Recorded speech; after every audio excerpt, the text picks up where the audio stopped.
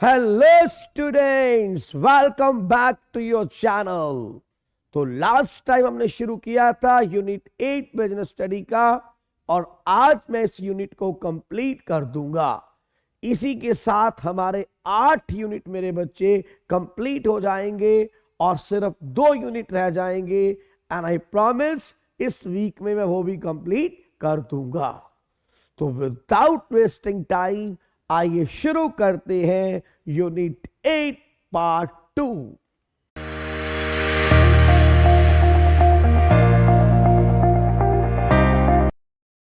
Hello students, तो शुरू करते हैं पार्ट 2 यूनिट 8। हमारा पहला टॉपिक है स्टार्टअप इंडिया स्कीम। भाई, स्टार्टअप इंडिया स्कीम क्या होती है? देखो, बहुत सारे बिजनेसमैन होते हैं, एंटरप्रेन्योर्स होते हैं, बहुत सारे यूथ होते हैं जिनके दिमाग में कई नए आइडियाज आ रहे होते हैं, कई बिजनेस मॉडल होते हैं दिमाग में, लेकिन उनके पास नॉलेज नहीं होती, फाइनेंस नहीं होता, टेक्निकल उनके बारे में कुछ भी उनको नहीं पता है। तो ये ध्यान में रखते हुए हमारी गवर्नमेंट ऑफ इंडिया ने सोचा कि क्यों ना इनके लिए कोई स्कीम निकाली जाए। प्राइम मिनिस्टर नरेंद्र मोदी जी ने एक इनिशिएटिव लिया और स्टार्ट की एक स्कीम, स्टार्टअप इंडिया स्कीम। अब ये स्कीम लॉन्च हुई जनवरी 16, 2016 में by prime minister Narendra Modi ji, और इसका मेन मकसद ये था कि गवर्नमेंट इनिशिएटिव लेगी। भाई, जो लोग जिनके पास कोई स्कीम है, जो अपना बिजनेस शुरू करना चाहते हैं, जिनके पास आइडियाज है, कैपेबिलिटीज है, लेकिन फाइनेंस की प्रॉब्लम है, टेक्निकल नॉलेज नहीं है, गवर्नमेंट उनको सपोर्ट करेगी ताकि वो आगे आए और अपना बिजनेस शुरू कर सके। अब यहां पे क्वेश्चन आता, सर ये स्टार्टअप है क्या? देखो, स्टार्टअप का मतलब होता है कोई भी एंटिटी जो इंडिया के अंदर रजिस्टर्ड है वो स्टार्टअप हो सकती है। नॉट ओल्डर देन 5 ईयर्स, यानी पहले 5 साल तक हम आपको क्या कंसीडर करेंगे? स्टार्टअप कंसीडर करेंगे। एनुअल टर्नओवर 25 करोड़ से ज्यादा नहीं होना चाहिए। अगर इससे ज्यादा होगा तो फिर आप बड़ी कंपनी में कंसीडर किए जाएंगे, आपको स्टार्टअप कंसीडर नहीं करेंगे। वर्किंग टुवर्ड्स इनोवेशन, डेवलपमेंट और कमर्शियलाइजेशन ऑफ प्रोडक्ट, आप कोई नई इनोवेशन कर रहे हैं, कोई नया प्रोडक्ट डेवलप कर रहे हैं, तो हम इसको स्टार्टअप कंसीडर करेंगे। अब स्टार्टअप जो हमारा स्कीम आई, इसके एक्शन प्लान क्या थे कि कैसे लोगों को हेल्प किया जाएगा? सबसे पहले सिंप्लीफिकेशन एंड होल्डिंग। भाई, कोई भी स्टार्टअप अगर आपने लगाना है, उसका जो प्रोसीजर है, जो भी कॉम्प्लिकेशन आती हैं, हम उसको सिंप्लीफाई करेंगे, स्टार्टअप फ्रेंडली बनाएंगे, फ्लेक्सिबल बनाएंगे। गवर्नमेंट आपको गाइड करेगी, असिस्ट करेगी, इंकरेज करेगी, आपको हर जगह सपोर्ट करेगी। Second, the startup hub India. ये एक ऑनलाइन प्लेटफॉर्म है। यहां पर अगर आप रजिस्टर होते हैं तो यहां पर आपको बहुत सारी इंफॉर्मेशन मिलेगी, नॉलेज मिलेगी, फाइनेंशियल एक्सचेंज आप कर सकते हैं। यहां पर इंटरेक्ट करेंगे आप एडवाइजर्स के साथ, कंसल्टेंट के साथ, मेंटर्स के साथ, गाइड्स के साथ, एंजल इन्वेस्टर के साथ। यानी एक हब है, ये ऑनलाइन प्लेटफॉर्म है, यहाँ बहुत सारे लोग जुड़े हुए हैं। तो आप अगर यहाँ पर रजिस्टर करेंगे तो ये प्लेटफॉर्म आपको हेल्प करेगा to connect, collaborate, learn, seek advice and network with fellow member. कि आपके जो फेलो मेंबर्स हैं उनसे आपको एडवाइस भी ले सकते हैं, उनके साथ कोलैबोरेट भी कर सकते हैं, उनसे सीख भी सकते हैं। तो ये एक बड़ा अच्छा प्लेटफॉर्म है, इसके थ्रू आपको काफी नॉलेज मिलेगी। Legal support and fast tracking patent examination. भाई, अगर आपको कोई भी लीगल सपोर्ट चाहिए, गवर्नमेंट प्रोवाइड करेगी। Even fast tracking patent examination होगा कि आपने अगर पेटेंट के लिए अप्लाई किया है तो उसको फटाफट ट्रैक किया जाएगा, ताकि जल्दी जल्दी अगर आपका नया प्रोडक्ट है, आपने कोई इनोवेशन की, आपको पेटेंट लेना है, तो आपको वो पेटेंट दिलवाया जाए। Easy and faster exit. अब आपने अगर मान लीजिए कोई स्टार्टअप लगाया और आप एग्जिट करना चाहते हैं, तो एग्जिट भी आपका बहुत आसान हो गया। With in A period of 90 days आप अपना एग्जिट कर सकते हैं, वाइंडिंग अप कर सकते हैं, कोई प्रॉब्लम नहीं है। यानी एंट्री भी इजी हो गई और एग्जिट भी आपका बहुत सिंप्लीफाई कर दिया गया है। Harnessing private sector for incubator setup. अब इनक्यूबेटर क्या होता है भाई? जो नए हमारे सेटअप लगे हैं उनको गवर्नमेंट प्रॉपर सपोर्ट करेगी, even through public private partnership mode. भाई इस मोड में अगर आप आ जाते हैं, गवर्नमेंट आपके साथ पार्टनरशिप करके भी सेटअप लगा सकते हैं, तो आपको पूरी हेल्प मिलेगी, पूरी एडवाइस मिलेगी, ताकि आप इनिशियल स्टेजेस में अच्छे से अपना जो स्टार्टअप है उसको चला सके। एंड टैक्स एग्जम्पशन, इवन पहले 3 साल तक कोई आपसे इनकम टैक्स भी लिया नहीं जाएगा। तो ये एक्शन प्लान है कि जिनके थ्रू उनको हेल्प किया जाएगा। अब क्वेश्चन आता है sir, ways to fund startup. भाई स्टार्टअप के लिए फंड कहां से आए, क्योंकि सबसे बड़ी समस्या क्या है भाई, फंड नहीं है, फंड्स कहां से रेज किए जाए। तो सबसे पहले बूट स्क्रैपिंग। बूट स्क्रैपिंग क्या होता है सर, अगर आप इसे बोलते हैं सेल्फ फाइनेंसिंग। भाई आपके पास अगर अपने कोई फंड्स पड़े हुए हैं, ये आपकी सबसे पहली फंडिंग ऑप्शन है, क्योंकि अगर अपनी पर्सनल सेविंग को, पर्सनल रिसोर्सेज को आप यूज करते हैं तो ये बेस्ट है, आप भी कोई लायबिलिटी नहीं है, तो that is the first one. तो पहली ऑप्शन अगर स्टार्टअप लगाना है तो आप अपनी सेल्फ फाइनेंसिंग कर सकते हैं, जिसको हम क्या बोल देते हैं, बूट स्ट्रैपिंग। सेकेंड आता है क्राउड फंडिंग। इसमें क्या होता है, अगर आपको थोड़ा सा अमाउंट चाहिए मनी का, आपको कुछ अमाउंट चाहिए, फाइनेंस चाहिए, बहुत सारे लोगों से उस पैसे को रेज कर सकते हैं ऑनलाइन। एक ऑनलाइन प्लेटफॉर्म है, यहां पे जाइए, अपने आप डिटेल डिस्क्रिप्शन डालिए, भाई मेरा क्या स्टार्टअप है, मेरा क्या प्लान है, मेरे को उसके लिए कितने पैसे की जरूरत है। यहां पे बहुत सारे लोग जुड़े होते हैं, जब वो ये देखेंगे कि हाँ भाई आपका जो प्लान है अच्छा है, अच्छे उसकी आउटकम है, अच्छा उसका स्कोप है, तो वो लोग उसमें इन्वेस्ट करने को तैयार हो जाएंगे, तो वो आपको मनी देंगे। इसको बोलते हैं क्राउड फंडिंग, यानी ऑनलाइन प्लेटफॉर्म के थ्रू आप फंड रेज कर सकते हैं। थर्ड आता है एंजल इन्वेस्टमेंट, प्राइवेट इन्वेस्टमेंट बोल देते हैं इसको। ये हमारे वो इन्वेस्टर्स होते हैं जिनके पास सरप्लस कैश होता है और ये इन्वेस्ट करना चाहते हैं अपकमिंग स्टार्टअप्स के अंदर। तो जब आप इनको बताते हैं हमारा क्या स्टार्टअप है, हमारा क्या प्रोग्राम है, तो ये लोग भी आपकी हेल्प करते हैं। और बहुत सारी प्रोमिनेंट कंपनीज जैसे कि याहू, गूगल, अलीबाबा, ये एंजल इन्वेस्टमेंट्स के थ्रू ही इनको बेनिफिट, इनिशियली इन्वेस्टमेंट मिला, फाइनेंशियल सपोर्ट मिली, और आज ये देखिए कंपनीज कहां पहुंच गई है। तो एंजल इन्वेस्टर्स क्या है, हमारे प्राइवेट इन्वेस्टर्स है जिनके पास सरप्लस फंड पड़ा है। कोई भी नया स्टार्टअप आता है तो अगर इनको अच्छा लगता है तो ये उसमें अपना इन्वेस्टमेंट करते हैं।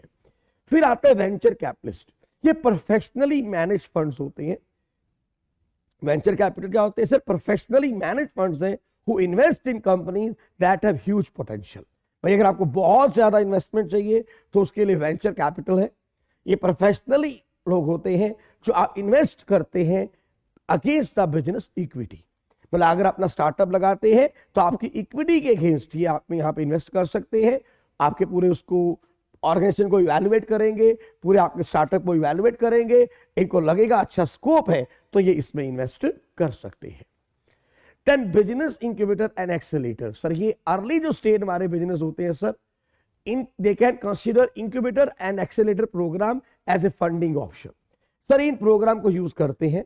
क्या होता है incubator and accelerator, sir through use interchangeably there are few fundamental differences between the two terms. दोनों में थोड़ा सा डिफरेंस है। Incubator like a parents to a child who nurture the business providing shelter, tools and training a network to a business. भाई आपने एक business शुरू किया तो जैसे एक पेरेंट्स अपने बच्चे का ख्याल रखता है ना, इंक्यूबेटर वैसे ही आपका ख्याल रखेंगे, आपको पूरा सपोर्ट करेंगे बिजनेस चलाने में कि भैया इनिशियली आपको क्या जरूरत है, कैसी आपको प्लान करनी चाहिए, क्या क्या प्रॉब्लम्स आ सकती हैं, उन सब में आपकी हेल्प करेंगे। On the other end accelerator so more और less the same thing, but an incubator helps a business to walk while accelerator helps to run a joint leap. भाई आपके बिजनेस को चलाने में काम कौन कर रहा, इंक्यूबेटर ने आपके बिजनेस को चलाया, लेकिन उसको भगाने में, उसको ग्रो करने में कौन हेल्प करेगा, एक्सेलरेटर। आप सिंपली कह सकते हैं incubator is a tool for the childhood of a startup while accelerator can guide entrepreneurs from adolescence to adulthood. यानी अब आपके बिजनेस को स्टार्ट करने में हेल्प किसने किया, इंक्यूबेटर ने, और उसको ग्रो करने में हेल्प कौन करेगा, एक्सेलरेटर। फिर मेरे बच्चे माइक्रो फाइनेंस एंड एनएफवीसी। अब ये क्या होता है sir, so micro finance is basically access to capital to small scale entrepreneurs that lack access to conventional banking capital। भाई आप कन्वेंशनल जो बैंक से अगर उसको वहां से हमारे जो स्मॉल स्टार्टअप है उनको लोन नहीं मिल रहा तो माइक्रो फाइनेंस उनको लोन प्रोवाइड करता है। होता है ना कहीं हमारे स्मॉल बिजनेस होते हैं उनकी प्रॉपर क्रेडिट रेटिंग नहीं होती है तो उनको बैंक वगैरह लोन नहीं देते हैं, तो फिर वो कहां जाएंगे, माइक्रो फाइनेंस के पास जाएंगे ये उनको लोन दे देंगे, फेवर करेंगे। Even non banking financial corporation भी इनको लोन दे देते हैं without necessary imposing any legal requirement. कुछ ज़्यादा इनको लीगल रिक्वायरमेंट नहीं चाहिए, उनसे एक्सेप्ट नहीं करते, और विदाउट एनी फॉर्मेलिटीज इनको इजीली लोन मिल जाता है। यानी यहां से भी ये अपना फंड रेज कर सकते हैं। अब आता है मेरे बच्चे लास्ट टॉपिक हमारे इस चैप्टर का, इंटेलेक्चुअल प्रॉपर्टी राइट। ये क्या होता है? अब सबसे पहले हमें समझना पड़ेगा इंटेलेक्चुअल प्रॉपर्टी क्या होती है। Intellectual property refers to product of human mind just like other type of property. भाई ये ह्यूमन माइंड का प्रोडक्ट है। आपका कोई आइडिया, आपका कोई डिजाइन, आपका कोई सॉन्ग, आपकी कोई क्रिएशन जो आपके दिमाग से आई, जिसको आपने इनोवेट किया, उसको हम क्या बोल देते हैं? Intellectual property. जिसको आप उसके ऑनर हैं और अब आप इसको रेंट पे भी दे सकते हैं, सेल भी कर सकते हैं। That we call intellectual property. और देख सकते हैं जितने भी हमारे इंटेलेक्चुअल प्रॉपर्टी को हम ऐसे भी कह सकते हैं, it can be defined as the creation of human mind like invention, literacy and artistic work, symbols, name, images, designs used in business। भाई आपके दिमाग से आया ना, ये आपने कोई नाम रखा अपने बिजनेस का, कोई लिटरेसी वर्क लिखा, कोई पोइम लिखी, कोई किताब लिखी, आपने कोई आर्टिस्टिक वर्क किया, कोई सिंबल लेके आए, कोई डिजाइन बनाया किसी गाड़ी का, तो ये सब क्या है? आपके दिमाग से पैदा हुआ। तो ये क्या है? आपकी इंटेलेक्चुअल प्रॉपर्टी। अब यहां पे आता है इंटेलेक्चुअल प्रॉपर्टी राइट क्या है। पर इंटेलेक्चुअल प्रॉपर्टी राइट होता है बेसिकली कि मैंने कोई अपने दिमाग से कोई चीज लेके आया मार्केट में, अब वो मेरा आइडिया था, कोई और उसको कॉपी ना कर ले, कोई और उसको चुरा ना ले, तो इसके लिए आप उसे गवर्नमेंट के पास रजिस्टर्ड कराते हो। अब इंटेलेक्चुअल प्रॉपर्टी को हम दो कैटेगरी में डिवाइड करते हैं। इंडस्ट्रियल प्रॉपर्टी, इसमें क्या आती है? आपकी inventions, trademarks, industrial design, geographical indications. Copyrights के अंदर क्या आता है? आपका literacy work, artistic work, novels, poem, music work, films, plays, artistic work like drawing, painting, photograph, sculptures, architectural designs, ये सब चीजें इसके अंदर आ जाती हैं। अब यहां पे जो मोस्ट इंपॉर्टेंट एक डिफरेंस है हमारा इंटेलेक्चुअल प्रॉपर्टी में और सिंपल प्रॉपर्टी में, क्या है कि इंटेलेक्चुअल प्रॉपर्टी इंटेंजिबल होती है, बाकी हमारी जो नॉर्मल प्रॉपर्टी होती है वो टेंजिबल होती है। अब जैसे ही WTO आया, तो WTO के आने के बाद ये बात सामने आई, बहुत तेजी से आई, कि जो आपका इंटेलेक्चुअल प्रॉपर्टी है, इसको आपको राइट होना चाहिए कि आप इसको प्रोटेक्ट कर सके। भाई देखो ना, मैंने कोई नई इन्वेंशन की, साथ ही किसी और ने कॉपी कर दिया, उस सामान को बनाना शुरू कर दिया, तो मैं उसका फायदा भी नहीं उठा पाया। तो इसीलिए WTO ने अपना एक एग्रीमेंट लेके आया था, ट्रिप्स क्या था? Trade related intellectual property system agreement. हमारे इंडिया ने भी इसको साइन किया। इसको साइन करने के बाद अब ये आ गया कि भैया हमें इसको प्रोटेक्ट करना है, इंटेलेक्चुअल प्रॉपर्टी राइट को हमने प्रोटेक्ट करना है। क्योंकि अगर इस राइट को हम प्रोटेक्ट करेंगे, इंटेलेक्चुअल प्रॉपर्टी को आप प्रोटेक्ट करेंगे, तो डेफिनेटली इससे बहुत सारे बेनिफिट होंगे।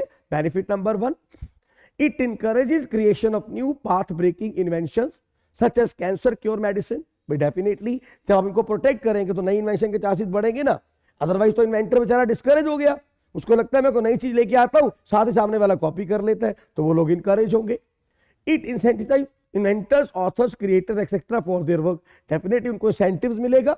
अब डेफिनेटली जो इन्वेंटर्स हैं, ऑथर्स हैं, क्रिएटर्स हैं, उनको इंसेंटिव्स मिलेगा, अपने प्रॉपर्टी राइट को वो सेल कर पाएंगे, उसको रेंट पे दे पाएंगे, उससे कुछ पैसा अर्न कर पाएंगे, तो उनको भी इंसेंटिव मिलेगा। It allows the work created by a person to be distributed and communicated to the public only with his permission। भाई मेरा वर्क है ना, मान लो मैंने कोई किताब लिखी, मेरा उस पर राइट है, अब मेरी परमिशन के बिना कोई उस किताब को यूज नहीं कर सकता। It helps authors, creators, developers and owners to get recognition for their work। अब उनको अपने काम के लिए रिकॉग्नाइजेशन भी मिलेगी। हाँ भाई ये पेटेंट इस बंदे ने बनाया था, उसकी इन्वेंशन थी, तो उसको यहाँ पर रिकॉग्नाइजेशन भी मिलेगी, लोग और ज्यादा इन्वेंशंस करेंगे। अब इंटेलेक्चुअल प्रॉपर्टी राइट्स हमारे पास मेन 5 हैं। कॉपीराइट आपके सिलेबस में 5 है, वैसे तो बहुत सारे हैं। Copyright, patent, trademark, trade secrets and geographical indications. सबसे पहले हम बात करते हैं कॉपीराइट्स क्या होता है। देखो, कॉपीराइट एक एक्सक्लूसिव राइट है जो हमारे किसी भी क्रिएटर को मिलता है, ताकि कोई भी अनऑथराइज्ड वे में उसके कंटेंट को यूज ना कर सके, which includes reproducing and distributing copies of the subject matter. In other words, it is right not to copy. भाई मैंने कोई चीज बनाई, मान लो मैं कोई फिल्म मेकर हूं, मैं अपने कोई मूवी लॉन्च करता हूं, तो लिखा होता है ना कॉपीराइट रिजर्व। अब मेरी मूवी की मान लो कोई कॉपी करता रहे, सीडीज बना बना के बाकी लोगों को फ्री में सेल करता रहे, तो वो अनऑथराइज्ड वे में मेरी उसको राइट को यूज कर रहा है। तो यहां पे it is offered when an original idea is expressed by the creator और एन ऑथर। भाई आपका कोई नया आइडिया है, नया कोई आपने कोई क्रिएट किया ऑथर ने, अब उस आइडिया को आपने क्या किया, कॉपीराइट ले लिया कि इस आइडिया को मेरी परमिशन के बिना कोई और यूज नहीं करेगा, तो दैट इज द कॉपीराइट। अब कॉपीराइट 3 केसेस में होता है। अगर आपका लिटरेसी वर्क है, मान लो आपको पैम्पलेट है, ब्रोचर है, नॉवल है, बुक्स है, पोइम्स है, इनके लिए आप कॉपीराइट ले सकते हैं। आर्टिस्टिक वर्क के अंदर आपने कोई ड्राइंग की, कोई पेंटिंग की, कोई आर्किटेक्चर ड्राइंग्स की, कोई टेक्निकल ड्राइंग की, कोई मैप्स, कोई लोगोस, आप इसका पेटेंट ले सकते हैं। ड्रामेटिक वर्क के अंदर कोई डांस, कोई माइम, कोई स्क्रीन प्ले, कोई म्यूजिकल वर्क, कोई साउंड रिकॉर्डिंग, आप इसके लिए भी पेटेंट, इसके लिए भी कॉपीराइट ले सकते हैं।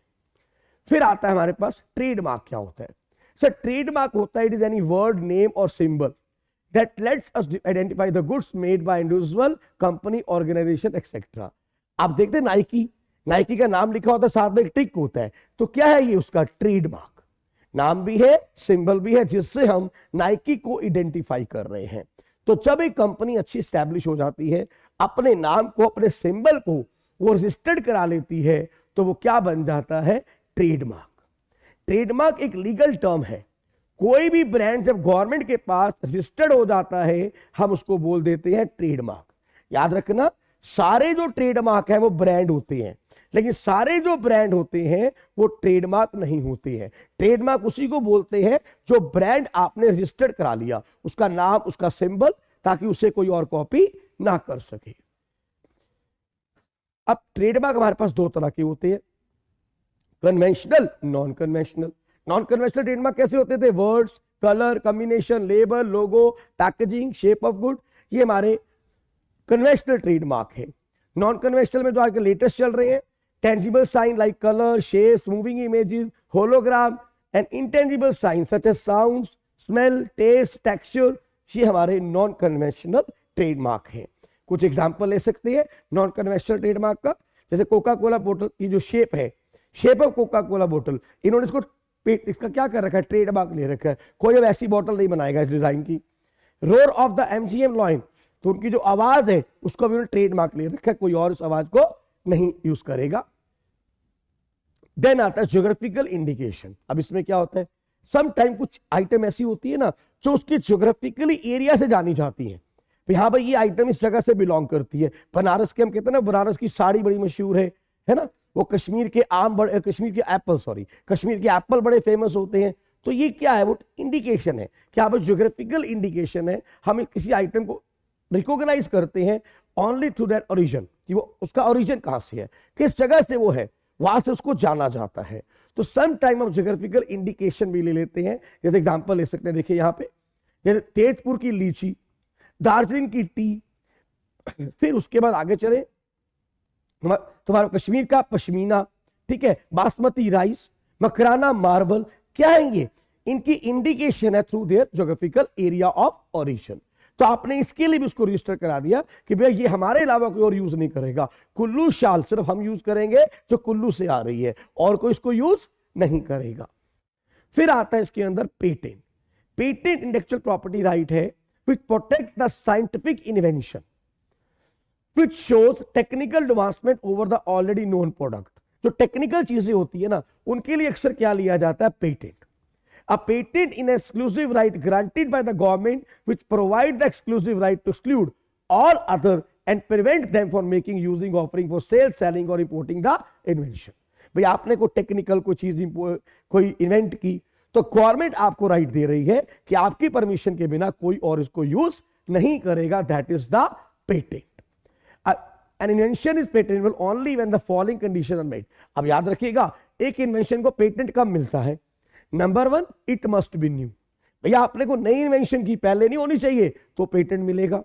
It must be non obvious to any personal who is skilled in the relevant field of technology. भाई सामने जो पर्सन है उसको भी एक्सेप्टेबल हो, मान लो उस फील्ड के अंदर कोई पर्सन है वो भी कहता है हाँ भाई ये नई इन्वेंशन है, आज से पहले ऐसा कुछ भी नहीं हुआ, वो भी उसको टिक कर दे, पास कर दे, हाँ बिल्कुल ठीक है भाई ये है नॉन ऑब्वियस, बिल्कुल ठीक है, सही कह रहा है, इस बंदे ने नई इन्वेंशन की है।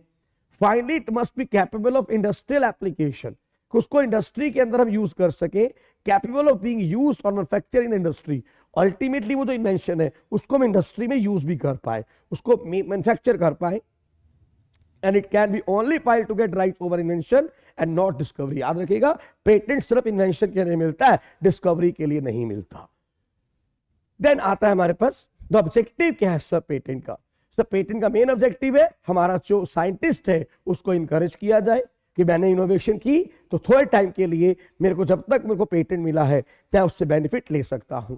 अब patent grants exclusive right to inventor for a period of 20 years. सर 20 साल तक आपको राइट मिल गया कि 20 इयर्स तक कोई भी इसको यूज नहीं करेगा, अगर कोई यूज करेगा तो आपकी परमिशन से यूज करेगा, आपको उसकी कॉस्ट देगा, आपसे उसको लाइसेंस परमिशन लेनी पड़ेगी। अब पेटेंट जो है सर एक तरह से आपकी टेम्पररी मोनोपोली आ गई, कोई इसको यूज नहीं करेगा। हाँ जैसे ही आपका जो टाइम पीरियड ओवर होता है 20 ईयर कंप्लीट हो जाती है तो पेटेंट आपका लोग यूज कर सकते हैं, फ्री है पब्लिक के लिए, और उसको बोल देते हैं बिकमिंग ऑफ पेटेंट कि अभी ऑफ पेटेंट हो गया, अब इसे कोई भी यूज कर सकता है, मेरा इसके ऊपर कोई राइट नहीं है। देन लास्ट आता है डिजाइन। सर डिजाइन क्या होता है? सर डिजाइन के अंदर एक shape, pattern, arrangement of lines और colours combination that is applied to any article. आपने कोई डिजाइन लिया, मान लो गाड़ी आपने डिजाइन की, नई तरह की शेप बनाई गाड़ी की, तो वो डिजाइन आपने क्या किया, उसको आपने रजिस्टर्ड करा दिया, अब कोई उसको कॉपी नहीं कर सकता। डिजाइन को हम 10 साल के लिए भी पेटेंट करा सकते हैं, और इनिशियल पीरियड जो रजिस्ट्रेशन का होता है may be extended by further period of 5 year, मतलब 10 साल के लिए आप इसको रजिस्टर्ड करा सकते हैं, और लेकिन अगर आप पहले ही एप्लीकेशन देते हैं तो 5 साल के लिए इसको और एक्सटेंड किया जा सकता है, जो भी फीस वगैरह देने के बाद। और डेफिनेटली जो प्रोप्राइटर ऑफ डिजाइन में application for such extension even as soon as the design is registered, वो पहले भी इसकी एप्लीकेशन दे सकता है अगर उसको 5 साल के लिए और उसको एक्सटेंड करना है। हाँ जैसे ही ये डिजाइन का आपकी वैलिडिटी खत्म हो जाएगी वैलिडिटी, उसके बाद ये डिजाइन आपका पब्लिक हो जाएगा, पब्लिक डोमेन है, कोई भी इसको यूज कर सकता है। एक और रह गया मेरे बच्चे प्लांट वैरायटी, वेरी इंपॉर्टेंट, ये भी इंपॉर्टेंट है भाई। प्लांट वैरायटी क्या, देखो आजकल लगातार नई नई रिसर्चेज हो रही है, नई नई ब्रीड्स ले रहे हैं। अब यहाँ पे हमारे जो एग्रीकल्चरिस्ट है, साइंटिस्ट हैं, वो कहते हैं हमने एक नई प्लांट की वैरायटी को खोजा, नए सीड्स बनाए, नई ब्रीड को लेके आए, और साथ ही सामने वालों ने कॉपी कर लिया, हमें क्या फायदा हुआ? तो हमें इस प्लांट की वैरायटी को भी रजिस्टर्ड कराना है ताकि कोई और इसको यूज ना करे बिना हमारी परमिशन के। तो प्लांट की वैरायटी को भी आज हम रजिस्टर करा सकते हैं ताकि कोई और उसका बेनिफिट ना उठा सके। फिर हमारा आता है semiconductor integrated circuit layout design. Sir ये स्पेशल हमारे डिजाइन होते हैं। It means the layout of transistor and other circuit elements and includes lead wires connecting such element and expressed in any manner in semiconductor integrated circuit. Sir technical language है, आप simple समझिए। हमारे ये छोटे छोटे semiconductor design होते हैं, layout design होते हैं, जिनको हम चिप भी बोल देते हैं। हम ज़्यादा हमारे मोबाइल फोन्स के अंदर चिप लगी होती है, हमारे रिमोट के अंदर चिप लगी होती है, तो ये चिप का डिजाइन है जिससे वो हमारा जो इलेक्ट्रॉनिक डिवाइस है वो प्रॉपर काम कर रहा है। तो आपने अगर कोई ऐसा डिजाइन बनाया जो पहले से बेटर है, नया है, तो आप इसको भी रजिस्टर करा सकते हैं, फिर आपकी परमिशन के बगैर इसको भी कोई और यूज नहीं करेगा। तो मेरे बच्चे इसी के साथ हमारा ये चैप्टर, ये यूनिट फिनिश हुआ। बच्चे अभी तक 8 यूनिट हमारे अब कंप्लीट हो गए हैं, और मैंने अपने डिस्क्रिप्शन में 8 यूनिट की प्लेलिस्ट का लिंक डाला हुआ है। आप कोई भी देखना चाहें यूनिट अच्छे से देख सकते हैं, बेनिफिट ले सकते हैं, अपने दोस्तों को भी बताएं, अपने लेक्चर को शेयर करें ताकि मैक्सिमम बच्चे इसका बेनिफिट उठा सके। Thank you very much.